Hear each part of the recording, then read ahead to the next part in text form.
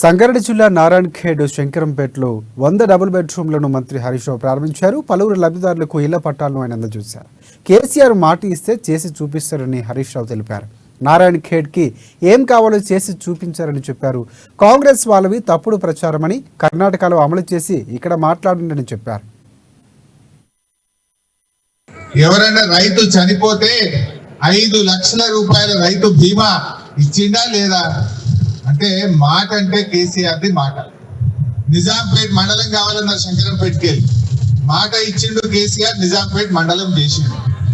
ఇంకా తడకల్ మండలం కావాలని అడిగిండ్రు, కేసీఆర్ మాట ఇచ్చిండు, తడకల్ మండలం చేసిండు. నారాయణ్ ఖేడ్ కు ఆర్డీఓ ఆఫీస్ కావాలి, రెవెన్యూ డివిజన్ కావాలంటే మాట ఇచ్చిండు, నారాయణ్ ఖేడ్ ను రెవెన్యూ డివిజన్ చేసిండు. నారాయణ్ ఖేడ్ చిన్న గ్రామ పంచాయతీగా ఉంది, దీన్ని మున్సిపాలిటీ చేయాలని అడిగిండ్రు, మాట ఇచ్చిండు కేసీఆర్, నారాయణ్ ఖేడ్ ను మున్సిపాలిటీ చేసి చూపించిండు. ఇట్లా ఒక్కటి కాదు,